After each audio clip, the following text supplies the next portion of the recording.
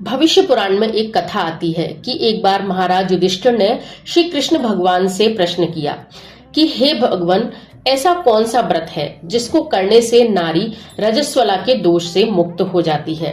तब भगवान श्री कृष्ण ने कहा, हे राजन, भाद्रपद मास के शुक्ल पक्ष की पंचमी को ऋषियों का व्रत रहने से नारी रजस्वला के दोषों से मुक्त होती है।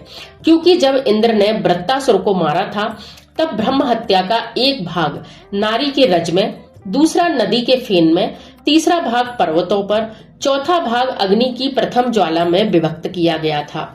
इससे हर जाति की नारी रजस्वला होने पर पहले दिन चांडालनी के रूप में, दूसरे दिन ब्रह्मघातनी और तीसरे दिन धोबी के रूप में होती है। इससे उस दिन प्रति व्यक्ति को या वस्तु को छूने पर अपवित्र होकर उसका दोष स्त्री को आता है। इस ऋषि पंचमी व्रत के करने से वह दोष मुक्त होकर पतिव्रता के समान गति को प्राप्त होती है। हे राजन, विदर्भ देश में एक शेनजित नाम का राजा था और उसी राज में एक सुमित्र नाम का विद्वान ब्राह्मण था। उसकी पत्नी का नाम जयश्री था। एक दिन वह रसोई घर में रजस्वला धर्म को प्राप्त हो गई और वह समयानुसार भोजन आदि सभी वस्तुओं को छूती रही और भोजन बनाती रही। इस प्रकार समय पाकर दोनों पति पत्नी की मृत्यु हो गई। मरने पर ब्राह्मणी को कुतिया के रूप में जन्म मिला और ब्राह्मण को इसी दोष के कारण बैल का जन्म लेना पड़ा। वह दोनों प्राणी अपने ही पुत्र के घर पर पुनः जन्मे। एक दिन पितृपक्ष में ब्राह्मण कुमार ने अपने पिता की श्राद्ध तिथि में विधि के साथ ब्राह्मणों का भोजन रखा। अपनी पत्नी से स्वादिष्ट पकवान, खीर आदि बनवाकर तैयार की। भाग्यवश एक सांप ने उस खीर में जहर उगल दिया। यह हाल वह ब्राह्मणी कुतिया बनी देख रही थी, तो उसने सोचा कि अगर ब्राह्मण खाएंगे तो मेरे पुत्र को दोष लगेगा, इससे मेरे लड़के को हत्याओं का पाप लगेगा। इसलिए उस खीर को कुतिया ने जानबूझकर झूठी। उस बहू ने कुतिया को इतना मारा कि उसकी कमर तोड़ दी और खीर फेंककर दूसरी बना ली। फिर श्राद्ध कर सब ब्राह्मणों को भोजन करवाया। रात को कुतिया ने जाकर अपने पूर्व पति बैल से दिन में होने वाली सारी घटना बताई। तो बैल बोला, प्रिय, तुम्हारे पाप के संसर्ग से आज मुझे बैल होना पड़ा। आज मेरे लड़के ने दिन भर मेरा मुंह बांधकर जोता है और अभी तक एक मुट्ठी घास भी नहीं डाली। यह सारी बातें वह ब्राह्मण बालक भी अपने तेज के कारण सुनता रहा और इससे बड़ा दुखी हुआ। माता पिता को भोजन देकर वह दुखी मन से चला गया। उधर जाकर उसने ऋषियों से दंडवत प्रणाम करके पूछा, महाराज, मेरे माता पिता कुतिया व बैल की योनि में है, वह किस प्रकार इस योनि से छुटकारा पा सकेंगे? तो ऋषियों ने बताया, तुम्हारे माता पिता ने रजोधर्म दोष से कुतिया व बैल का जन्म पाया है, जिससे तुम घर जाकर विधि से उत्तम व्रत तथा ऋषि पंचमी का व्रत करके उसका फल अपने माँ बाप को समर्पित, जिससे वह पशु योनि से मुक्त होकर स्वर्ग को प्राप्त करेंगे। मुनियों से विधि सुनकर ब्राह्मण पुत्र ने घर आकर विधि के साथ सभी के सहित भाद्रपद शुक्ल पक्ष पंचमी को ऋषि पंचमी का व्रत किया और श्रद्धा से उस व्रत का फल अपने माता पिता को समर्पित किया, जिसके प्रभाव से वे दोनों ही क्रूर योनि को छोड़कर दिव्य देव विमान पर आरूढ़ होकर स्वर्ग को प्राप्त हुए।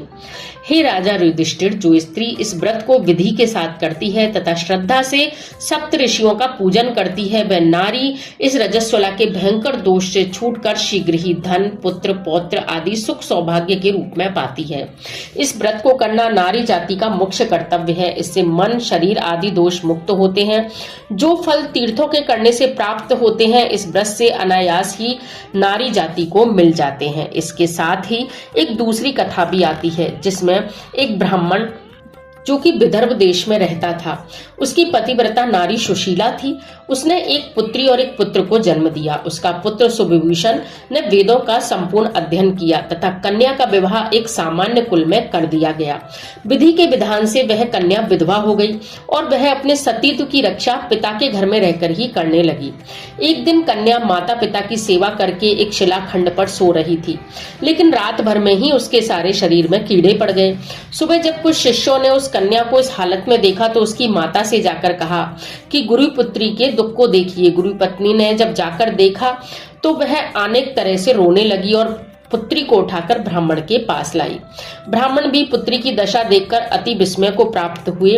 उन्होंने अपनी त्रिकाल दृष्टि से देखा कि पिछले 7वें जन्म में मेरी पुत्री एक ब्राह्मणी थी और इसने रजस्वला होते हुए भी घर के समस्त बर्तनों को छुआ, भोजन बनाया तथा ऋषि पंचमी का व्रत भी धारण नहीं किया। चूंकि रजोधर्म वाली नारी प्रथम दिन चांडालनी, दूसरे दिन ब्रह्मघातनी तथा तीसरे दिन धोबिन के समान शास्त्रों में बताई जाती है तथा इस कन्या ने ऋषि पंचमी व्रत का भी अपमान किया। इसी कारण इसका जन्म ब्राह्मण कुल में तो हुआ, लेकिन शरीर में कीड़े पड़ गए। तब उसकी पत्नी ने पूछा, हे महाराज, ऐसे उत्तम व्रत की विधि बताइए ताकि संसार के प्राणी मात्र इस व्रत का लाभ उठा सकें। तब ब्राह्मण बोले, हे ब्राह्मणी, यह व्रत भाद्रपद मास के शुक्ल पक्ष की पंचमी को धारण किया जाता है। पंचमी के दिन पवित्र नदी में स्नान कर व्रत कर सायंकाल सप्त ऋषियों का पूजन विधि विधान से करना चाहिए। इसमें पहले ऋषि महर्षि कश्यप, दूसरे अत्रि, तीसरे भारद्वाज ऋषि, चौथे विश्वामित्र, पांचवें गौतम ऋषि, छठवें जमदग्नि तथा सातवें वशिष्ठ महर्षि होते हैं।